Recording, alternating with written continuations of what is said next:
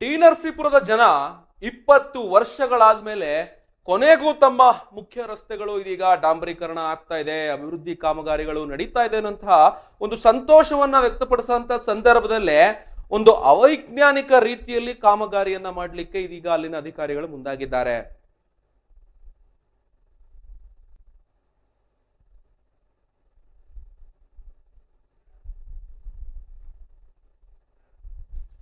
S, ಇದು T ನರಸೀಪುರದ ಒಂದು ಪರಿಸ್ಥಿತಿ. ಟಿ ನರಸೀಪುರದ ಮುಖ್ಯ ರಸ್ತೆಯಲ್ಲಿ ಇದೀಗ ಒಂದು ಗೋಲ್ಮಾಲ್. ಯಾಕೆ ಅವೈಜ್ಞಾನಿಕ ರೀತಿಯಲ್ಲಿ ಕಾಮಗಾರಿಯನ್ನ ಪ್ರಾರಂಭ ಮಾಡಲಾಗಿದೆ ಅನ್ನುವಂಥದ್ದು ಸಾರ್ವಜನಿಕರ ಒಂದು ಆಕ್ರೋಶಕ್ಕೆ ಕಾರಣ ಆಗಿದೆ. ರಸ್ತೆ ಮಧ್ಯ ಚರಂಡಿ ಚೇಂಬರ್ಗಳನ್ನ ಮುಚ್ಚಿದ್ದು ಏಕೆ ಅನ್ನುವಂಥದ್ದು ಪ್ರಶ್ನೆ. ಮಳೆ ಬಂದ್ರೆ ರಸ್ತೆಗಳೇ ಕೆರೆಗಳಾಗುವಂತಹ ಪರಿಸ್ಥಿತಿಗೆ ತಲುಪ್ತಾ ಇದೆ. ಏನ್ ಮಾಡ್ತಾ ಇದಾರೆ ಅಧಿಕಾರಿಗಳು? 20 ವರ್ಷ ಆದ್ಮೇಲೆ ತೆರಿಗೆ ಹಣವನ್ನ ಏನು ದುರ್ಬಳಕೆ ಮಾಡುವಂಥದ್ದು ಅವರ ಉದ್ದೇಶನ. ಒಳಚರಂಡಿಯ ಕೆಲಸನೇ ಮಾಡದೆ ಮೇಲ್ಗಡೆ ರಸ್ತೆಯ ಡಾಂಬರೀಕರಣ ಮಾಡಿಬಿಟ್ರೆ ಮತ್ತೆ ಒಳಗಡೆ ಮಳೆ ಹೆಚ್ಚಾದಂತ ಸಂದರ್ಭದಲ್ಲಿ ಟಿ ನರಸೀಪುರದ ಒಂದು ರಸ್ತೆಯ ಕಾಮಗಾರಿಯಲ್ಲಿ ಗೋಲ್ಮಾಲ್ ಯಾಕೆ ಆಗ್ತಾ ಇದೆ? ಒಳಚರಂಡಿಯ ಕೆಲಸವನ್ನೇ ಮಾಡದೆ ಯಾಕೆ ಡಾಂಬರೀಕರಣ ಏನು ಅವೈಜ್ಞಾನಿಕ ರೀತಿಯಲ್ಲಿ ಮಾಡಲಾಗ್ತಾ ಇದೆ ಅನ್ನುವಂಥದ್ದು ಸಾರ್ವಜನಿಕರ ಒಂದು ಆಕ್ರೋಶಕ್ಕೆ ಕಾರಣ ಆಗಿದೆ.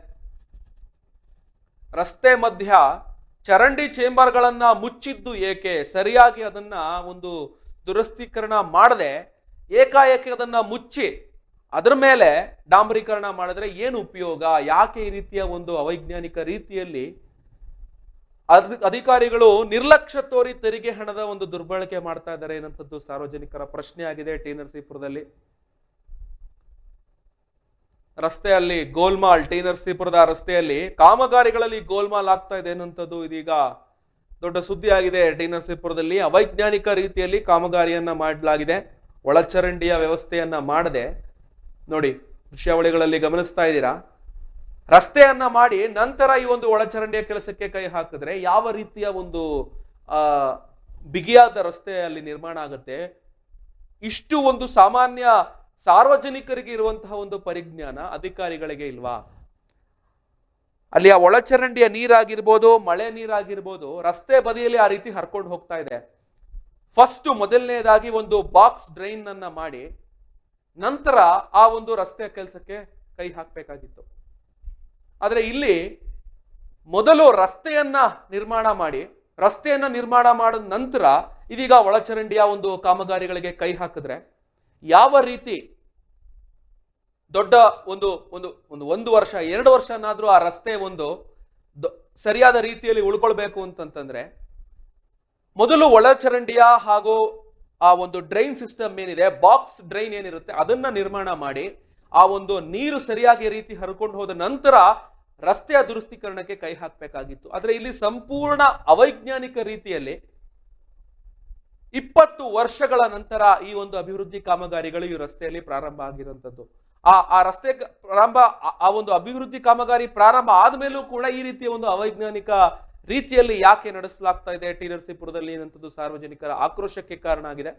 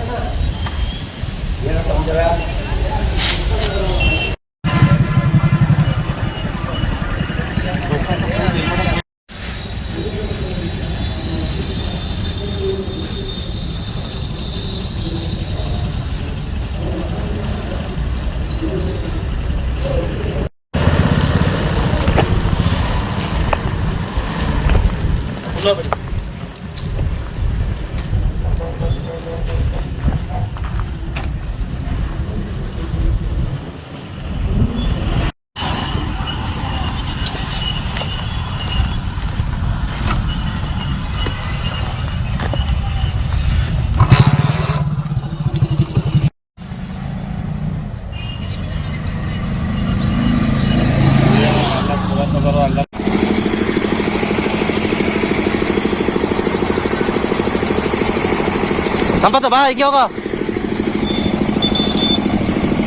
ಎಷ್ಟು ಇಷ್ಟ ಅದ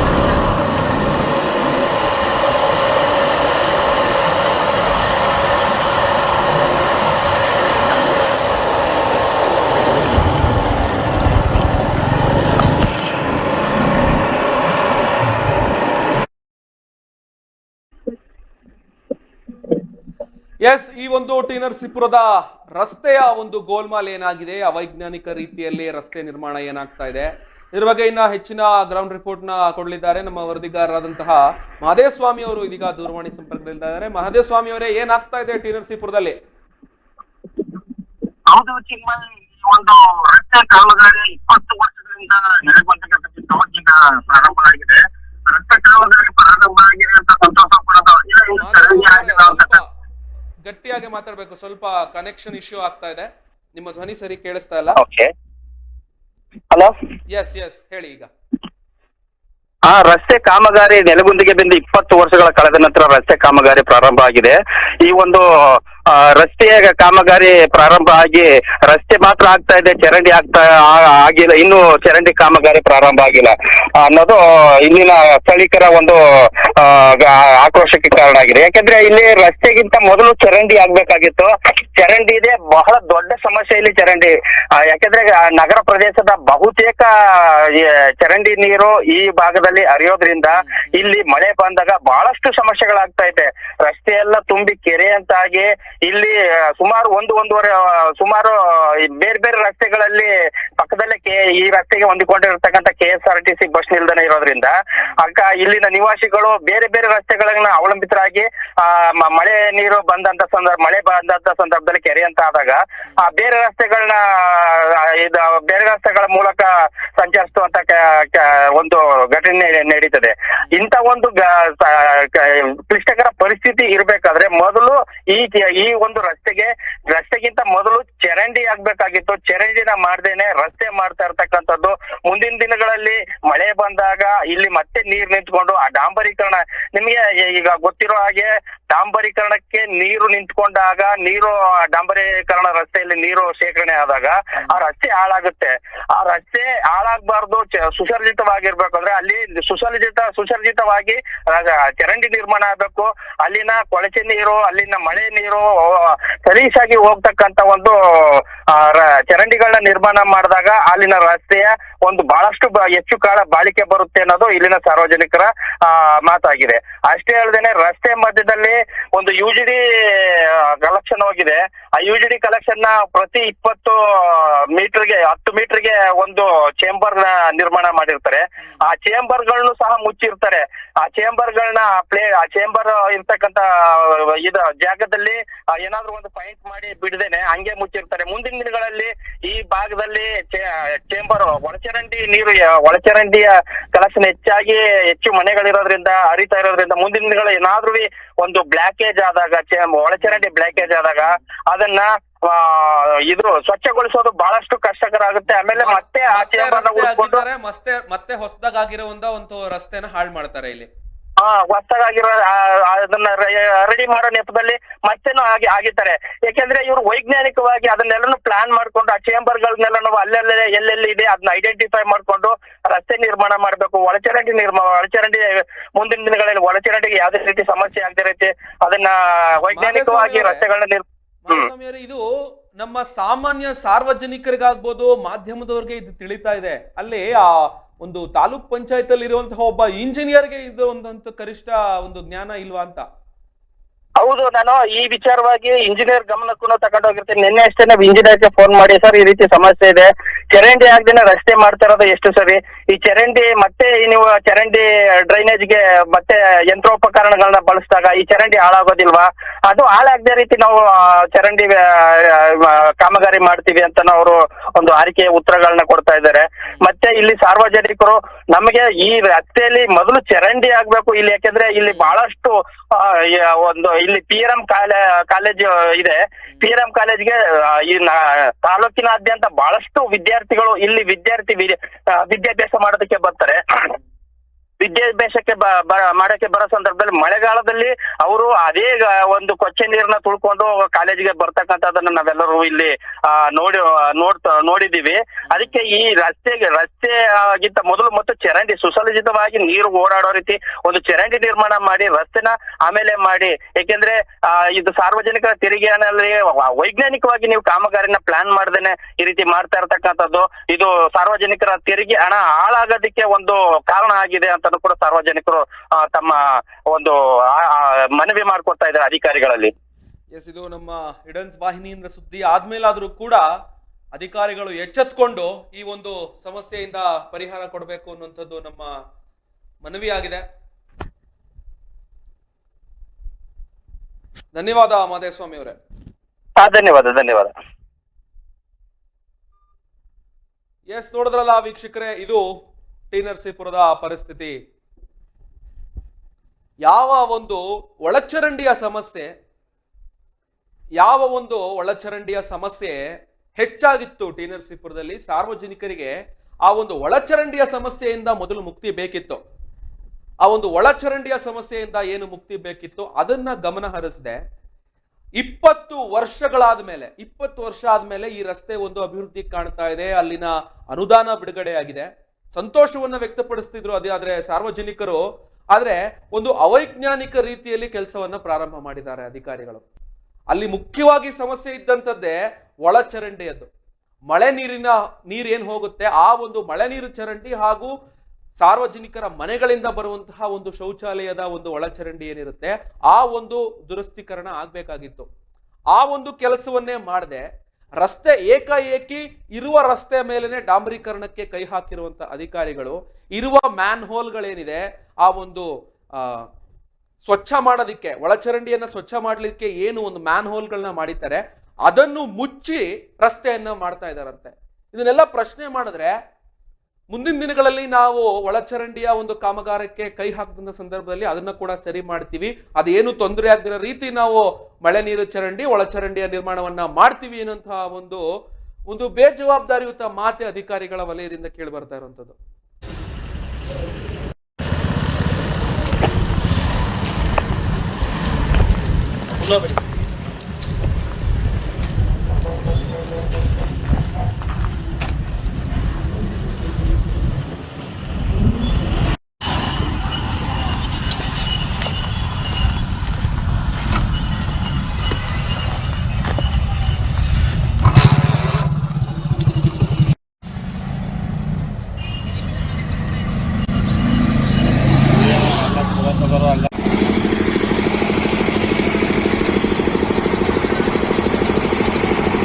ಸಂಪತ್ತ ಬಾ ಈಗ ಹೋಗ. ಎಷ್ಟು ಇಷ್ಟ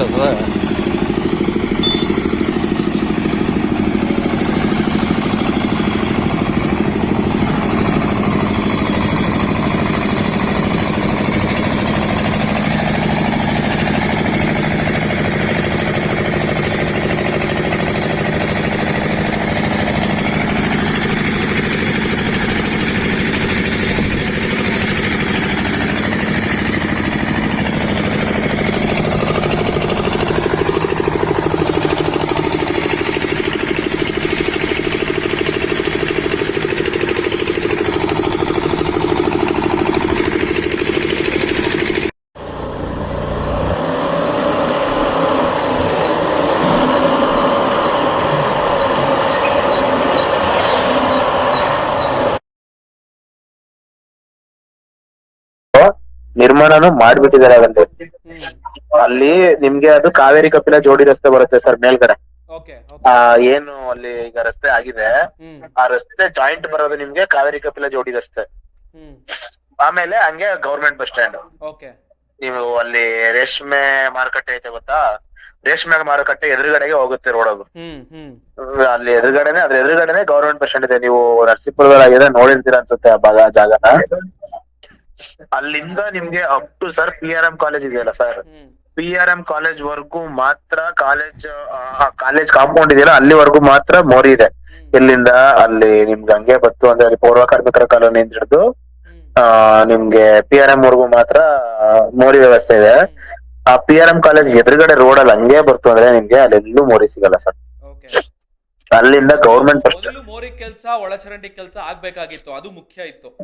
ಹೌದು ಸರ್, ಹೌದು. ಅದ್ರಲ್ಲಿ ಅದನ್ನ ವ್ಯವಸ್ಥೆ ಮಾಡೇ ಇಲ್ಲ ಸರ್. ಡೈರೆಕ್ಟ್ ಬಂದವ್ರೆ, ಜಲ್ಲಿನೂ ಸುರಿದಿಲ್ಲ, ಒಂದ್ ಕಬ್ಬಣ ಹಾಕಿಲ್ಲ, ಏನಂದ್ರೆ ಏನೂ ಮಾಡಿಲ್ಲ ಸರ್. ಅದಕ್ಕೆ ಸುಮ್ನೆ ತಾರ ಹಾಕ್ಬಿಟ್ಟು ತೇಲಿಸ್ಬಿಟ್ಟು ಹೊಟ್ಟವ್ರೆ. ನೀವು ಬನ್ನಿ ಬೇಕಾದ್ರೆ ನಿಮ್ಗೆ ತೋರಿಸ್ತೀನಿ.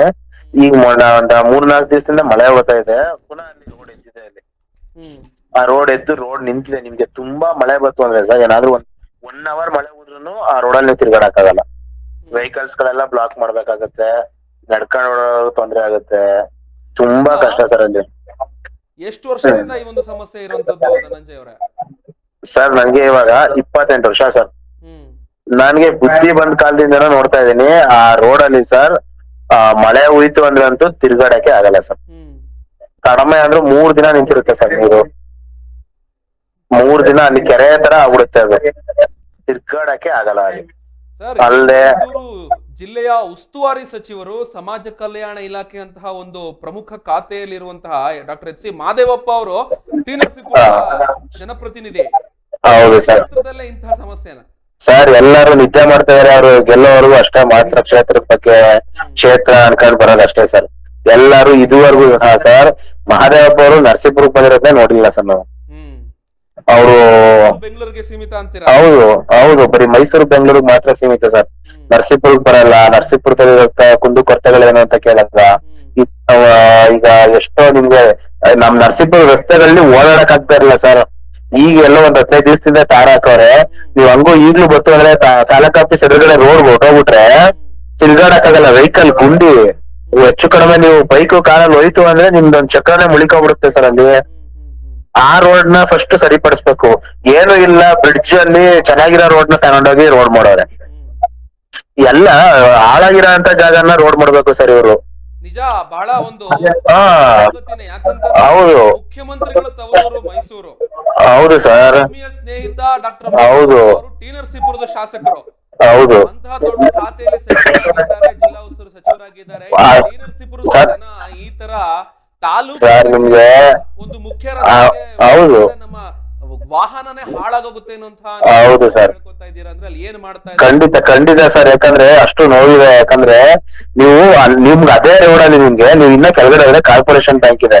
ಆ ಕಾರ್ಪೊರೇಷನ್ ಇಂದ ಬ್ಯಾಂಕ್ ಡೌನ್ ಹೋಯ್ತು ಅಂದ್ರೆ ಫುಲ್ ನಿಮ್ಗೆ ನಗರ ಕೊಳ್ಳೇಗಾಲ ರೋಡ್ ಜಾಯ್ನ್ ಆಗುತ್ತೆ ಸರ್. ಆ ರೋಡ್ ಅಲ್ಲೂ ತಿರ್ಗಾಡಕ್ಕಾಗಲ್ಲ ಸರ್. ಹೆಚ್ಚು ಕಡಿಮೆ ನಾನು ಒಂದು 15 ವರ್ಷದಿಂದ ನೋಡ್ತಾ ಇದ್ದೀನಿ.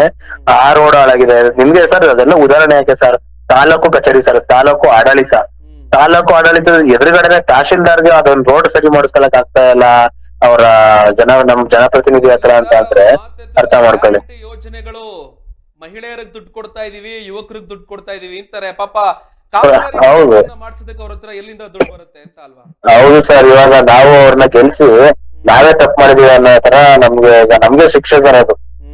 ಅವ್ರನ್ನ ಗೆಲ್ಸಿರೋದೇ ನಮ್ಗೆ ಶಿಕ್ಷೆ ಆಗಿ ಪರಿಗಣಿಸೈತೆ ಇವಾಗ. ಚುನಾವಣೆಯಲ್ಲಿ ಹಂಗಾದ್ರೆ ಭಾರಿ ಮೊತ್ತವನ್ನ ತೆರಬೇಕಾಗುತ್ತೆ ಡಾಕ್ಟರ್ ಹೌದು ಸರ್. ಡಾಕ್ಟರ್ ಮಹದೇವಪ್ಪ ಅವರು ಮುಂದಿನ ಚುನಾವಣೆಯಲ್ಲಿ ಇಲ್ಲಿ ಅವರು ಆಕಾಂಕ್ಷೆನೇ ಇಲ್ಲ ಸರ್ ಇಲ್ಲಿ. ಅದಕ್ಕೋಸ್ಕರನೇ ಅವರು ಈ ತರ ಬೇಜವಾಬ್ದಾರಿತನ ತೋರಿಸ್ತಾರೆ. ಎಸ್, ಇದು ಅಧಿಕಾರಿಗಳ ಗಮನಕ್ಕೆ ಕೂಡ ತರುವಂತಹ ಕೆಲಸವನ್ನ ಸರ್. ಅಧಿಕಾರಿಗಳ ಗಮನಕ್ಕೆ ತಂದ್ರು ಪ್ರಯೋಜನ ಇಲ್ಲ ಸರ್. ಎಲ್ಲ ಅಧಿಕಾರಿಗಳೆಲ್ಲಾರು ಅವರ ಚೇಲಗಳೇ ಇರೋದು. ಯಾರು ಸಹ ಅಲ್ಲಿ ಸರ್ಕಾರಿ ಕೆಲಸ ತಗೊಂಡು ಸರ್ಕಾರಿ ಸಂಬಳ ತಗೊಂಡು ಸರ್ಕಾರಕ್ಕೋಸ್ಕರ ಜನಗಳಿಗೋಸ್ಕರ ಸೇವೆ ಮಾಡೋಂಥವ್ರು ಒಬ್ರು ಇಲ್ಲ. ಎಲ್ಲಾರು ಮಹದೇವಪ್ಪನ್ಗೆ ಕೆಲಸ ಮಾಡೋಂಥವ್ರೆ ಇರೋದು. ಮಹದೇವಪ್ಪನ್ ಸೇವಕರೇ ಎಲ್ಲಾರು ಇರೋದು. ನರಸೀಪುರದಲ್ಲಿ ಈ ಎಲ್ಲಾ ವರ್ಗದ ಆಡಳಿತದಲ್ಲೂ ಮಾದೇವಪ್ಪ ಅಂದ್ರೆ ಸೇವಕರೇ ಇರೋದು ಸರ್ ಇವಾಗ. ಎಸ್, ಹಾಗಿದ್ರೆ ಇದೊಂದು ಮಾಧ್ಯಮದ ವಲಯದಲ್ಲಿ ಬಂದ ಮೇಲಾದ್ರೂ ಕೂಡ ತುಂಬಾ ಕಷ್ಟ ಇದೆ ಸರ್, ಮಾಧ್ಯಮ ಅಲ್ಲ ಸರ್. ಅಧಿಕಾರಿಗಳು ಎಚ್ಚೆತ್ಕೋತಾರ ಅನ್ನೋದನ್ನ ನೋಡೋಣ. ಖಂಡಿತವಾಗ್ಲೂ ಎಚ್ಚೆತ್ಕೊಳಲ್ಲ ಸರ್, ನಾವೇ ಹೇಳ್ತೀವಲ್ಲ ಸರ್, ಖಂಡಿತವಾಗ್ಲೂ ಎಚ್ಚೆತ್ಕೊಳಲ್ಲ ಅವರು. ಅವ್ರಿಗೆ ಚೂಟಿದ್ರೆ ಮಾತ್ರನೇ ಅವ್ರಿಗೆ ಬುದ್ಧಿ ಕಲಿಯಕ್ ಸಾಧ್ಯ.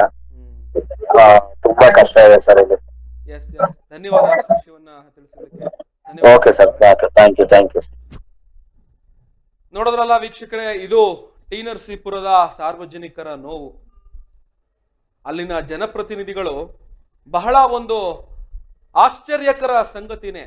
ಯಾಕಂತಂದ್ರೆ T Narasipura doctor H C Madevappa ಅವರು ಜನಪ್ರತಿನಿಧಿಯಾಗಿ ಆಯ್ಕೆ ಆದಂತಹ ಒಂದು ವಿಧಾನಸಭಾ ಕ್ಷೇತ್ರ, ಸಮಾಜ ಕಲ್ಯಾಣ ಇಲಾಖೆ, ಮೈಸೂರು ಜಿಲ್ಲಾ ಉಸ್ತುವಾರಿ, ಇಂತಹ ದೊಡ್ಡ ದೊಡ್ಡ ಖಾತೆಗಳನ್ನ ನಿಭಾಯಿಸ್ತಾ ಇರುವಂತಹ ಮಾದೇವಪ್ಪ ಅವರು ಅವರ ಸ್ವಕ್ಷೇತ್ರ ಟಿ ನರಸೀಪುರದ ರಸ್ತೆಗಳು, ತಾಲೂಕ್ ಆಫೀಸಿನ ಅವರ ತಾಲೂಕು ಕಚೇರಿಯ ಒಂದು ಮುಖ್ಯ ರಸ್ತೆನೆ ಹದಗೆಟ್ಟಿದೆ.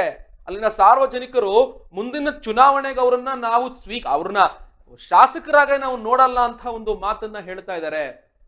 ಏನ್ ಮಾಡ್ತಾ ಇದೆ ಅಲ್ಲಿನ ಜಿಲ್ಲಾಡಳಿತ ಆಗ್ಬೋದು, ಅಲ್ಲಿನ ಜನಪ್ರತಿನಿಧಿಗಳಾಗ್ಬೋದು, ಇದನ್ನ ಸಚಿವರ ಗಮನಕ್ಕೆ ತರುವಂತಹ ಕೆಲಸವನ್ನೇ ಮಾಡ್ತಾ ಇಲ್ವಾ, ಅಥವಾ ಅವರು ಸಂಪೂರ್ಣವಾಗಿ ಅವರ ಸ್ವಕ್ಷೇತ್ರವನ್ನ ಮರ್ತೇ ಹೋಗಿದಾರ? ವರ್ಷಾನುಗಟ್ಲೆಯಿಂದ ಅವಶ್ಯಕತೆ ಇರುವಂತದ್ದು ಚರಂಡಿಯ ಸಮಸ್ಯೆ.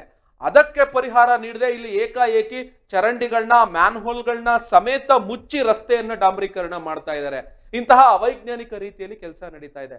ಇದೆಲ್ಲ ಅವರ ಗಮನಕ್ಕೆ ಬರ್ತಾ ಇಲ್ವಾ? ಬಂದಿದ್ರು ಕೂಡ ಅವರು ಏನೋ ಕಾಟಾಚಾರ ಕೆಲಸವನ್ನ ಮಾಡ್ತಾ ಇದ್ದಾರೆ ಅನ್ನೋಂಥದ್ದು ಇದೀಗ ಸಾರ್ವಜನಿಕರಲ್ಲಿ ನೋವನ್ನು ವ್ಯಕ್ತಪಡಿಸ್ತಾ ಇದೆ.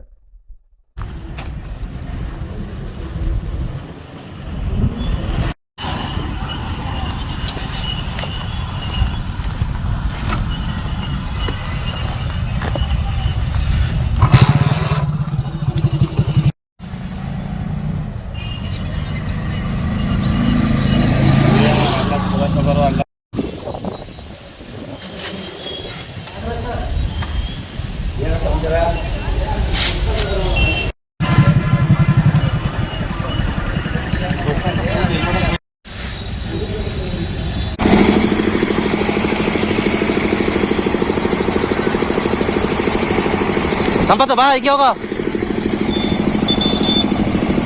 ಎಷ್ಟು ಇಷ್ಟ ಸರ್?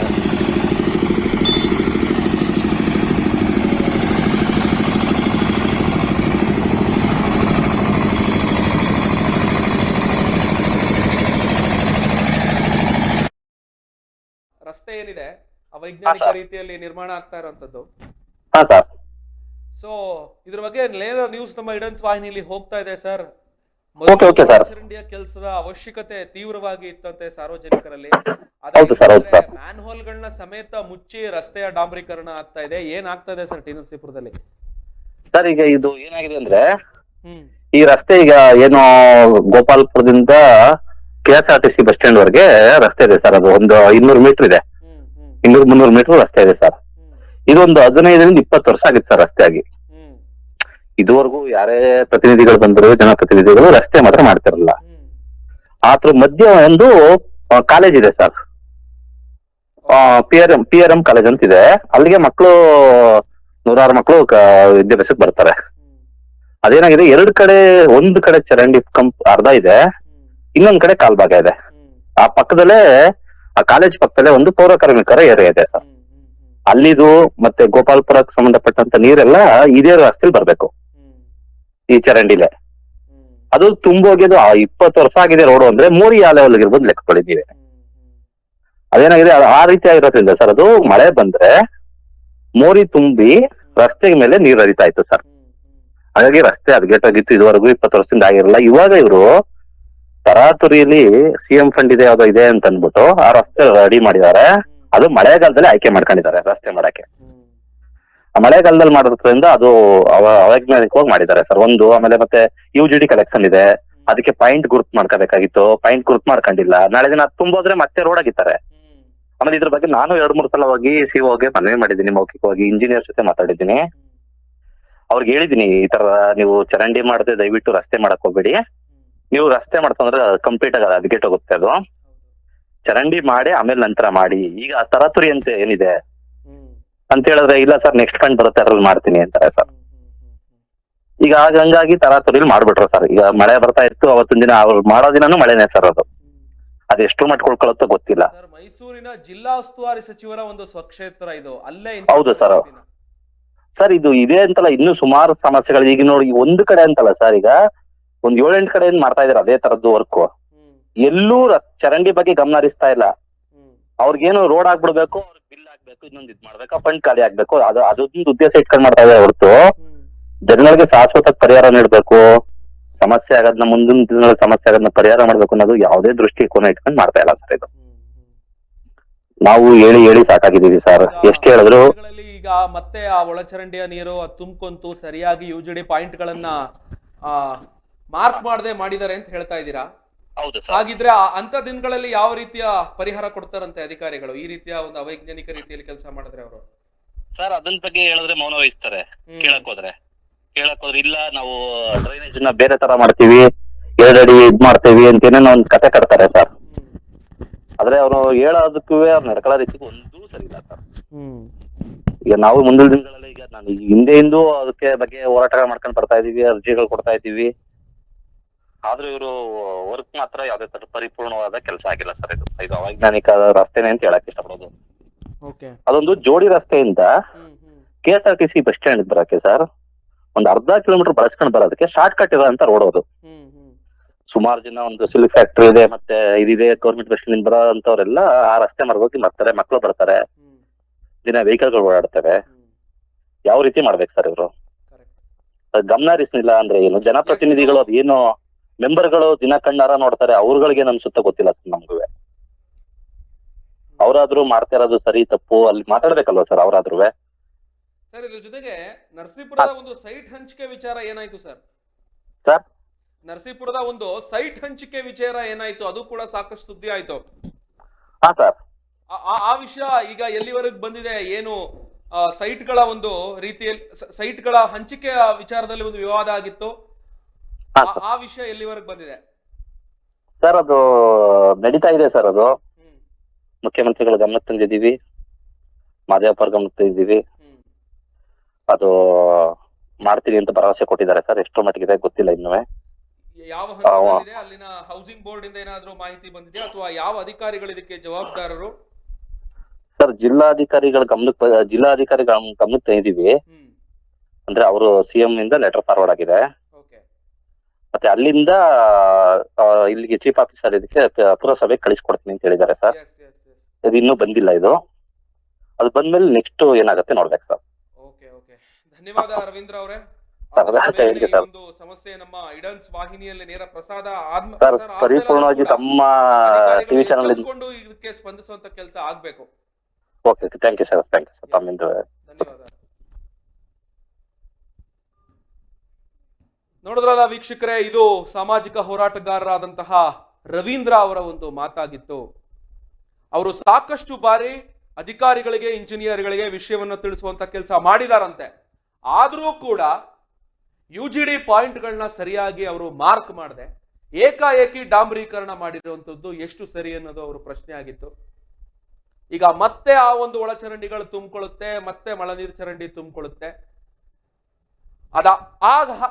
ಅಂತ ಒಂದು ತೊಂದರೆ ಸಿಕ್ಕಾಕೊಂಡಂತ ಸಂದರ್ಭದಲ್ಲಿ ಮತ್ತೆ ರಸ್ತೆಯನ್ನು ಅಗಿಯುವಂತ ಕೆಲಸ ಆಗುತ್ತಲ್ಲ, ಇದು ಎಷ್ಟು ಮಟ್ಟಕ್ಕೆ ಸರಿ ಅನ್ನಂಥದ್ದು ಅವರ ಒಂದು ಪ್ರಶ್ನೆ ಆಗಿದೆ.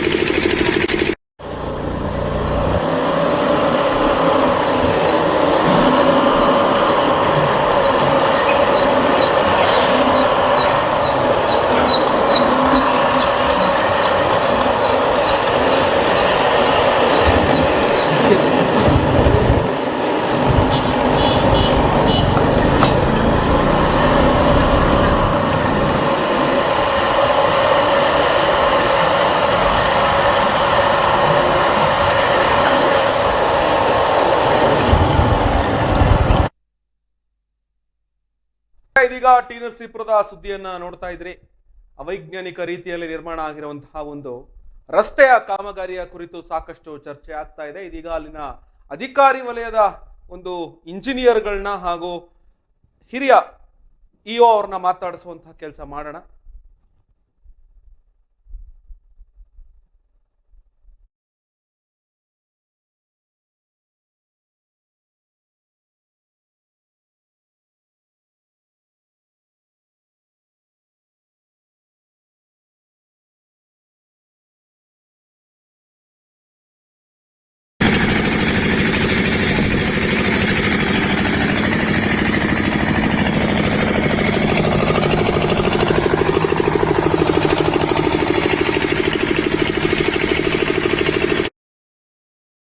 ನಾನು ಆಮೇಲೆ ಮಾತಾಡ್ತೀನಿ ಒಂದು 5 ನಿಮಿಷ ಬಿಟ್ಟು. ಓಕೆ ಎಸ್ ವೀಕ್ಷಕರೇ, ಈ ಒಂದು ರಸ್ತೆಯ ಕಾಮಗಾರಿಯ ಇಂಜಿನಿಯರ್ ಏನಿದ್ದಾರೆ ಅವ್ರನ್ನ ಮಾತಾಡಿಸುವಂತಹ ಒಂದು ಪ್ರಯತ್ನ ಆಯಿತು. ಮೀಟಿಂಗ್ ಅಲ್ಲಿ ಇದ್ದಾರೆ ಎನ್ನುವಂತಹ ಮಾತನ್ನ ಇದೀಗ ನಿಮ್ಮ ಮುಂದೆನೆ ಹೇಳಿದ್ದಾರೆ. ಆದರೆ ಈ ಮೀಟಿಂಗ್ಗಳಲ್ಲಿ ಯಾವ ರೀತಿಯ ಒಂದು ಸಕಾರಾತ್ಮಕ ಚರ್ಚೆ ಆಗುತ್ತೆ ಅನ್ನೋಂಥದ್ದೇ ಪ್ರಶ್ನೆ ಆಗಿದೆ.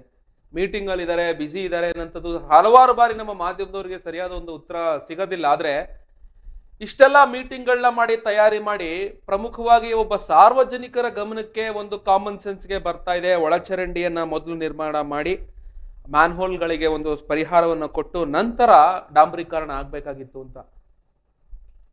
ಎಸ್, ಇದೀಗ ಚಂದ್ರಶೇಖರ್ ಅವರು ಮೀಟಿಂಗ್ ಅಲ್ಲಿ ಇದ್ದಾರೆ ಅನ್ನುವಂತಹ ಮಾತನ್ನ ಹೇಳಿದ್ದಾರೆ.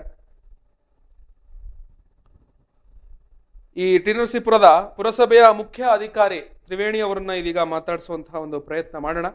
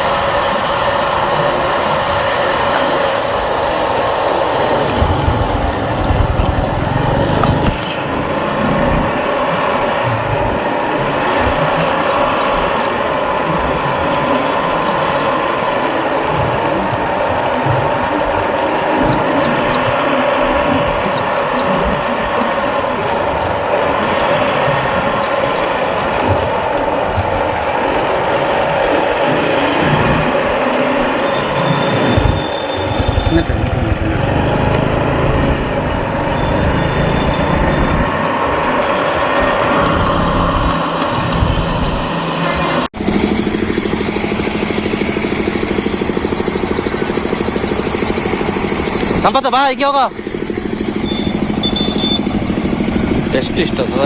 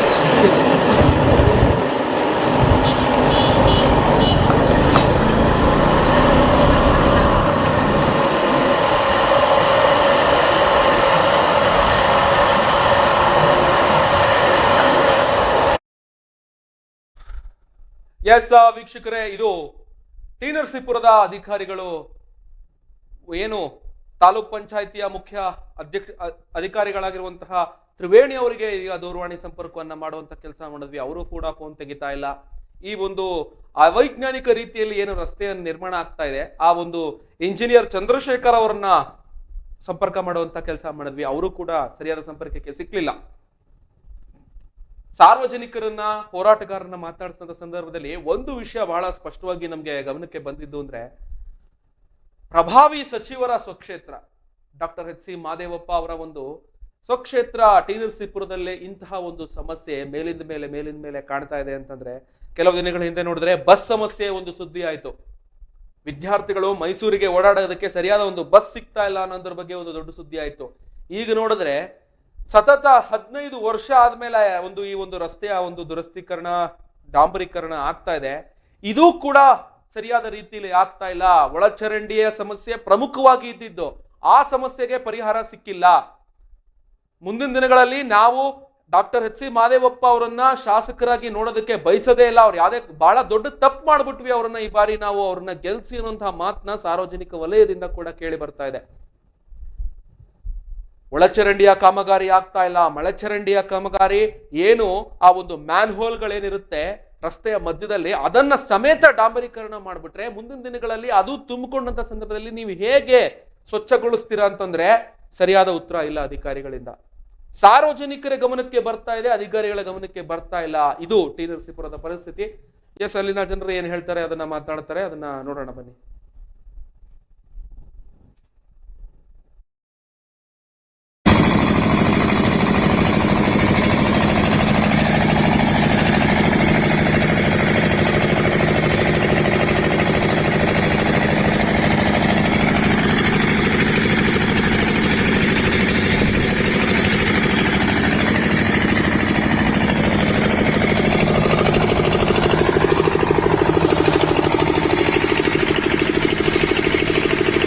ನೋಡಿ, ಇದು ಗೋಪಾಲ್ಪುರ ಹಾಗೂ KSRTC ಬಸ್ ಸ್ಟ್ಯಾಂಡ್ ಹೋಗುವಂಥ ಮುಖ್ಯ ರಸ್ತೆ. ಜೊತೆಗೆ ಇದು ಗೋಪಾಲ್ಪುರ ಮತ್ತು ಪೌರಕಾರ್ಮಿಕ ಕಾಲೋನಿ, PRM ಕಾಲೇಜು ಇವಕ್ಕೆ ಹೊಂದ್ಕೊಂಡಿರೋಂಥ ರಸ್ತೆ ಇದು. ಇದು ಸರಿಸುಮಾರು 20-25 ವರ್ಷದಿಂದ ಈ ರಸ್ತೆನೇ ಆಗಿರಲಿಲ್ಲ. ಇದು ಯಾವುದೇ ಅಧಿಕಾರಿಗಳು ಬರಲಿ ರಸ್ತೆನೇ ಮಾಡ್ತಾ ಇರಲಿಲ್ಲ ಇಷ್ಟು ವರ್ಷ ಆದ್ರೂ. ಇವಾಗ ಈ ರಸ್ತೆಗೆ ಒಂದು ಅದೃಷ್ಟ ಕೂಡಿದೆ ಅಂತ ಹೇಳಕ್ ಬಯಸ್ತೀನಿ. ಆದರೆ ಅದ್ರ ಜೊತೆಗೆ ಇನ್ನೊಂದು ದುರಂತ ಏನಂದ್ರೆ, ಈ ರಸ್ತೆಯಲ್ಲಿ ಚರಂಡಿ ಇಲ್ಲ. ನೋಡಿ, ನಿಮಗೆ ಬಲಭಾಗದಲ್ಲಿ ಕಾಣ್ಬೋದು, ಇದು ಚರಂಡಿನೇ ಇಲ್ಲದೆ ಇವರು ರಸ್ತೆ ಮಾಡವ್ರೆ. ಈಗ ಈ ಚರಂಡಿ ಇಲ್ಲಿ ಮಳೆ ಹೋಯ್ತು ಅಂದ್ರೆ ನೀರು ಸಂಪೂರ್ಣವಾಗಿ ಒಂದು ರೋಡ್ ಮೇಲೆ ಹರಿಯೋಂಥ ಸಂದರ್ಭ ಆಯಿತು. ಎಷ್ಟೋ ಮಕ್ಕಳುಗಳು ಕಾಲೇಜಿಗೆ ಈ ರಸ್ತೆಯಲ್ಲಿ ಬರೋಕ್ಕಾಗ್ದೇನೆ ಎಷ್ಟೋ ಮಕ್ಕಳು ಕಾಲೇಜನ್ನ ಬಿಟ್ಬಿಟ್ಟಿರೋದು ಉಂಟು. ಈಗ ನಾವು ಪುರಸಭೆಯವರಿಗೆ ಈ ರಸ್ತೆ ಮಾಡೋಕ್ಕೂ ಮುಂಚಿತವಾಗಿ ಒಂದ್ಸಲ ಮನವಿ ಮಾಡ್ತೀವಿ ಮೌಖಿಕವಾಗಿ, ದಯವಿಟ್ಟು ರಸ್ತೆ ಮಾಡೋಕ್ಕೂ ಮುಂಚೆನೆ ಚರಂಡಿ ಮಾಡಿ, ಚರಂಡಿ ಮಾಡೋದ ನಂತರ ನೀವು ರಸ್ತೆ ಮಾಡಿ ಅಂತ ಕೇಳ್ಕೊಂಡ್ರೆ ಅವ್ರೇನು ಮಾಡ್ತಾರೆ, ತರಾತುರಿಯಾಗಿ ರಸ್ತೆ ಮಾಡ್ತಾರೆ, ಡಾಂಬರೀಕರಣ ಮಾಡ್ತಾರೆ. ಇವಾಗ ಏನಾಗಿದೆ, ಮೊನ್ನೆ ಮಳೆ ಬಂದಾಗ ಎಷ್ಟೋ ನೀರು ಮೇಲೇನೆ ಒಂದು ಅರ್ಧ ಅಡಿ ನೀರು ಮೇಲೆ ಹರಿತಾ ಇತ್ತು. ಈಗ ಇವರು ಕೇಳಿದ್ರೆ ಇವತ್ತಾಗುತ್ತೆ ನಾಳೆ ಆಗುತ್ತೆ ಅಂದರೆ ಫಸ್ಟ್ ರಸ್ತೆ ಮಾಡಿಬಿಟ್ಟು ಆಮೇಲೆ ಚರಂಡಿ ಮಾಡ್ತಾರೆ. ಚರಂಡಿ ಮಾಡ್ಬಿಟ್ಟು ರಸ್ತೆ ಮಾಡ್ತಾರೆ ಅನ್ನೋದು ನನಗೆ ಒಂದು ಪ್ರಶ್ನೆ ಆಗಿದೆ. ಹಾಗಾಗಿ ನಾನು ಕೇಳ್ಕೊಳ್ಳೋದಿಷ್ಟೇ, ನೀವು ಮಾಡೋ ಅಂಥ ಕೆಲಸ ಶಾಶ್ವತವಾಗಿರಬೇಕು. ಇದು ಮುಂದಿನ ದಿನಗಳಲ್ಲಿ ನೋಡಿ, ಇವರು ಎಲ್ಲೂ UGD ಪಾಯಿಂಟ್ಗಳಿಗೆ ಅವಕ್ಕೆ ಜಾಗ ಮಾಡಿಲ್ಲ. ಯಾಕಂದರೆ ನೆಕ್ಸ್ಟು UGD ಏನಾದ್ರು ಫಿಲ್ ಆಗೋಯ್ತು ಅಂದರೆ ಮತ್ತೆ ರೋಡ್ ಕೀಳ್ಬೇಕಾಗತ್ತೆ. ಅದಕ್ಕೂ ಸಹ ಇವರು ಎಲ್ಲೂ ಮಾರ್ಕ್ ಮಾಡಿಲ್ಲ, ಇನ್ನೊಂದು ಮಾಡಿಲ್ಲ. ಈ ಥರ ಅವೈಜ್ಞಾನಿಕವಾದ ಕಾಮಗಾರಿನ ಇಷ್ಟು ತುರ್ತಾಗಿ ಮಾಡಬೇಕು ಅಂತ ಯಾವ ಉದ್ದೇಶಕ್ಕೆ ಮಾಡೋದು ನನಗೂ ಒಂದು ಅನುಮಾನ ಕಾಡ್ತಾ ಇದೆ. ದಯವಿಟ್ಟು ನಾನು ಕೇಳ್ಕೊಳ್ಳೋದಿಷ್ಟೇ, ಸಂಬಂಧಪಟ್ಟ ಅಧಿಕಾರಿಗಳು ನೀವು ಮಾಡೋ ಅಂಥ ಕೆಲಸಗಳು ಶಾಶ್ವತವಾಗಿರಲಿ, ಜನಗಳಿಗೆ ಅನುಕೂಲ ಆಗಲಿ. ಈಗ ಈ ರಸ್ತೆಯಲ್ಲಿ ಏನ್ ಸಮಸ್ಯೆ ಆಗಿದೆ ಅಂತಂದ್ರೆ, ಚಾನಲ್ ಮಾಡ್ದೇನೆ ಇದೇನಪ್ಪ 3 ಚಾನಲ್ ಮಾಡ್ದೇನೆ ರಸ್ತೆ ಮಾಡಿದ್ದಾರೆ. ಈಗಾಗಲೇ ಈ ರೋಡಲ್ಲಿ ನಾನು ನೋಡ್ದಂಗೆ ಸುಮಾರು ಇಲ್ಲೇ ಕಾಲೇಜು ಮತ್ತೆ ಪ್ರೌಢಶಾಲೆ ಇರೋದ್ರಿಂದ ಸಾವಿರಾರು ವಿದ್ಯಾರ್ಥಿಗಳು ಇಲ್ಲೇ ಓಡಾಡ್ತಾರೆ. ಹಾಗಾಗಿ ನಾನು ದಿನ ಓಡಾಡ್ತಿರ್ತೀನಿ ಈ ರಸ್ತೆಯಲ್ಲಿ. ಏನಪ್ಪಾ ಅಂದ್ರೆ ಮಳೆ ಬಂದಾಗ ಈ ರೋಡಲ್ಲಿ ಓಡಾಡಕ್ಕಾಗಲ್ಲ. ಹಾಗಾಗಿ ಈ ರೋಡ್ ಒಟ್ಟಿನಲ್ಲಿ ಮಳೆ ಏನಾದ್ರು ಹೋಯ್ತು ಅಂತಂದ್ರೆ ಇನ್ನೊಂದು ತಿಂಗಳಲ್ಲಿ ಎದೊಳ ಚಾನ್ಸಸ್ ಇರುತ್ತೆ ಇದು. ಯಾಕಂತಂದ್ರೆ ಇದು ಎಳರುಂಡಿ 22ನೇ ವಾರ್ಡ್ ಐತಲ್ಲ, ಅಲ್ಲಿಂದ ನೀರು ಇಲ್ಲಿಗೆ ಬರೋ ಅಂತ ಚಾನಲ್ ಇದು. ಈ ನೀರು ಇಲ್ಲಿ ಚಾನಲ್ ಆಗ್ದೇನೆ ಏನು ಆಗ್ದೇನೆ ಈಗ ಬರೀ ಏಕದಮ್ ಇವರು ರಸ್ತೆ ಮಾಡ್ಕೊಂಡಿದ್ದಾರೆ ಫಸ್ಟೇನೆ. ಹಾಗಾಗಿ ಇಲ್ಲಿ ಒಂದು ಚಾನಲ್ ಬರ್ಬೇಕಾಗಿದ್ದು ಏನಪ್ಪ ಮೋರಿ ಬರ್ಬೇಕು ಅಂತ ನಾನು ಇಲ್ಲಿ ಹೇಳ್ತಾ ಇದ್ದೀನಿ. ನಾನು ಇದೇ ಗ್ರಾಮದ ಗೋಪಾಲ್ಪುರದವನು. ಸುಮಾರು ನನಗೆ ಬುದ್ಧಿ ಬಂದ ಕಾಲದಿಂದನೂ ನಾನು ಈ ರಸ್ತೆಯಲ್ಲಿ ತಿರುಗಾಡ್ತಾ ಇದ್ದೀನಿ. ಈ ರಸ್ತೆಯಲ್ಲಿ ಮಳೆ ಹೋಯಿತು ಅಂತ ಅಂದರೆ ಸುಮಾರು ಆ ಗೌರ್ಮೆಂಟ್ ಬಸ್ ಸ್ಟ್ಯಾಂಡಿಂದ ಹಿಡಿದು ಇಲ್ಲಿ ಕಾಣಿಸ್ತಾ ಇದೆಯಲ್ಲ PRM ಕಾಲೇಜು, ಈ PRM ಕಾಲೇಜ್ವರೆಗೂ ನೀರು ನಿಂತ್ಕೊಳ್ಳುತ್ತೆ. ಅದು ಕಡಿಮೆ ಅಂದ್ರೂ ನಮ್ಮ ಮಂಡಿ ತನಕನೂ ಇರುತ್ತೆ, ಅಷ್ಟು ನೀರು ನಿಂತ್ಕೊಳ್ಳುತ್ತೆ. ಸರಿಯಾದ ಮೋರಿ ವ್ಯವಸ್ಥೆ ಮಾಡಿಲ್ಲ. ಈ ಸೈಡ್ ಅಂತೂ ಅಲ್ಲಿ ತನಕ ಮಾತ್ರ ಮೋರಿ ಇದೆ. ಅಲ್ಲಿ ನಿಮಗೆ ಕಾಣಿಸುತ್ತೆ ಅರಳಿ ಮರ ಕಾಣಿಸ್ತಾ ಇದೆಯಲ್ಲ, ಆ ಅರಳಿ ಮರವರೆಗೂ ಮಾತ್ರ ಮೋರಿ ಇದೆ. ಆದ್ದರಿಂದ ಈ ಶಾಲೆ ಬರುತ್ತಲ್ಲ, ಈ ಶಾಲೆಯಿಂದ ಇಲ್ಲೆಲ್ಲೂ ನಿಮಗೆ ಮೋರಿ ಸಿಗಲ್ಲ. ಇಲ್ಲಿ ಬತ್ತು ಅಂತಂದರೆ ಇಲ್ಲಿ ನಿಮಗೆ ಅಪ್ ಟು ಎಡರುಂಡಿ ಇಂದ ಹಿಡಿದು ಸುಮಾರು ವಿನಾಯಕ ಕಾಲೋನಿಯಿಂದ ಬಂದು ಮಳೆ ನೀರು, ಮೋರಿ ನೀರು, ಗಲೀಜು ನೀರು ಎಲ್ಲ ನೀರು ಸಹ ಹಿಂಗೆ ಬಂದು ಇಲ್ಲಿ ಹೊಳೆ ಮುಖಾಂತರ ಹೋಗುತ್ತೆ. ಅದರಿಂದ ಇಲ್ಲಿ ಮಕ್ಕಳುಗಳೆಲ್ಲ ತಿರುಗಾಡೋ ಜಾಗ. ಏನೇ ಮಾಡ್ತು ಅಂದರೂ, ಒಂದು ಟಾಯ್ಲೆಟ್ಗೆ ಹೋಯ್ತು ಅಂದರು, ಒಂದು ಯೂರಿನ್ ಪಾಸ್ ಮಾಡಿದ್ರು, ಒಂದು ಮೋರಿ ಆಗಿರ್ಬೋದು, ಎಲ್ಲ ಕೊಳಚೆ ನೀರೇ ಈ ರಸ್ತೆಯಲ್ಲಿ ನಿಂತ್ಕತ್ತೆ. ಮಕ್ಕಳುಗಳು ತಿರುಗಾಡ್ತಾರೆ. ಮಕ್ಕಳುಗಳಿಗೆ ತಿರುಗಾಡಿದ್ರೆ ಈ ರೋಡಲ್ಲಿ ತಿರುಗಾಡಿ ಏನಾದರೂ ಹೆಚ್ಚು ಕಡಿಮೆಯಾಗಿ ಮಕ್ಕಳುಗಳಿಗೆ ಅನಾರೋಗ್ಯ ಸೃಷ್ಟಿಯಾಗಿ ಏನಾದರೂ ಡೆಂಗ್ಯೂ, ಮಲೇರಿಯಾ ಈ ಥರ ಏನೇ ಸೃಷ್ಟಿಯಾದ್ರೂ ಸಹ ಇದಕ್ಕೆ ನೇರವಾಗಿ ಪುರಸಭಾ ಆಡಳಿತವರೇ ಕಾರಣ ಆಯ್ತಾರೆ. ಈ ವಾರ್ಡ್ ಮೆಂಬರ್ಗಳು ಸಹ ಇದನ್ನು ಬಂದು ಯಾರು ಏನು ಪ್ರಶ್ನೆನೂ ಮಾಡಿಲ್ಲ. ಇದುವರೆಗೂ ಒಬ್ಬ ಇದನ್ನು ರಸ್ತೆ ಮಾಡ್ತಾರೆ ಅಂತ ಅಂದ್ಬಿಟ್ಟು ವಾರ್ಡ್ ಸದಸ್ಯರುಗಳಿಗೆ, ಮುಖ್ಯಾಧಿಕಾರಿಗಳಿಗೆ, ಹೆಲ್ತ್ ಇನ್ಸ್ಪೆಕ್ಟರ್ಗೆ ಸಹ ಎಲ್ಲರಿಗೂ ಗೊತ್ತೇ ಮಾಡಿರ್ತಾರೆ. ಇದನ್ನು ಅವ್ರಿಗೆ ಗೊತ್ತಿದ್ದೂ ಸಹ ಇದನ್ನ ಮಾಡುವ ಸಮಯದಲ್ಲಿ ಇದನ್ನ ಯಾಕೆ ಮಾಡಿಲ್ಲ ಅಂದ್ಬಿಟ್ಟು ಪುರಸಭೆಯಲ್ಲಿ ನಮ್ಮಲ್ಲಿ ಎಲೆಕ್ಟೆಡ್ ಮೆಂಬರ್ಸ್ಗಳಿದಾರಲ್ಲ, ಒಬ್ಬರು ಬಂದು ಒಂದು ಪ್ರಶ್ನೆ ಮಾಡಿಲ್ಲ. ಅಥವಾ ಇದ್ರ ವಿರುದ್ಧವಾಗಿ ಒಂದು ಏನು ಫಸ್ಟು ಒಳಚರಂಡಿ ವ್ಯವಸ್ಥೆ ಮಾಡಿ ಆಮೇಲಿಂದ ಬೇಕಾದರೆ ನೀವು ಈ ರಸ್ತೆ ಮಾಡೋರಿ ಅಂತ ಅಂದ್ಬಿಟ್ಟು ಒಂದು ಮಾತು ಸಹ ಏನು ಹೇಳಿಲ್ಲ. ಅದರಿಂದ ಶೀಘ್ರವಾಗಿ ಈ ಏನು ಇದು ಕಾವೇರಿ ಕಪಿಲ ಜೋಡಿ ರಸ್ತೆಗೆ ಜಾಯ್ನ್ ಆಗುತ್ತೆ ಈ ರೋಡಿಂದ ಜಾಯಿನ್ ಆಗಿ ಇದು ಇಲ್ಲೇ ಎದುರುಗಡೆ ನಿಮಗೆ ಗೌರ್ಮೆಂಟ್ ಬಸ್ ಸ್ಟ್ಯಾಂಡ್ ಇದೆ, KSRTC ಬಸ್ ಸ್ಟ್ಯಾಂಡ್ ಇದೆ. ಈ ರೋಡ್ನ ಫಸ್ಟ್ ಬಂದು ದಯವಿಟ್ಟು ಇದು ಗ್ರಾಮದವ್ರದ್ದಾಗಿರ್ಬೋದು ಅಥವಾ ನಾವು ಒಬ್ಬ ಸಾರ್ವಜನಿಕನಾಗಿ ಕೇಳ್ಕೊತೀನಿ, ಈ ಒಳಚರಂಡಿ ವ್ಯವಸ್ಥೆ ಮಾಡಿ ಮೋರಿ